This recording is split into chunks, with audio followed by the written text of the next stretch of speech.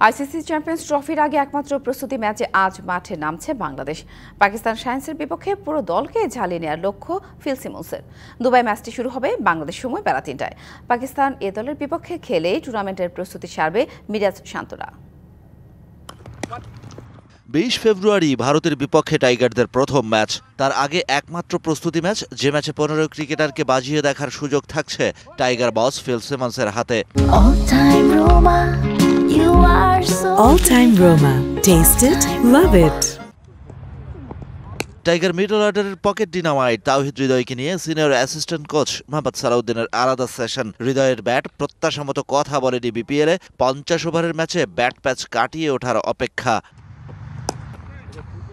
নেটের বাইরে সৌম্য সরকারের পুল সেশন। উইন্ডিজের বিপক্ষে আঙুলের চোটে পড়ার আগে ছিলেন মেজাজি ফর্মে। রিহ্যাব শেষে বিপিএলই ছিল এই ওপেনারের ফেরার মঞ্চ। চ্যাম্পিয়ন্স ট্রফির লড়াইয়ের আগে সৌম্যর জন্য প্রস্তুতি ম্যাচ মহা গুরুত্বপূর্ণ। শান্ত থেকে মুশফিকুর রহিম। অনুশীলন ব্যস্ততায় ব্যাট বলের শব্দ ছাড়া যেন আর কোনো আওয়াজ নেই আইসিসি একাডেমি গ্রাউন্ডে। ব্যস্ততায় চিরে চ্যাপ্টা টিম বাংলাদেশ।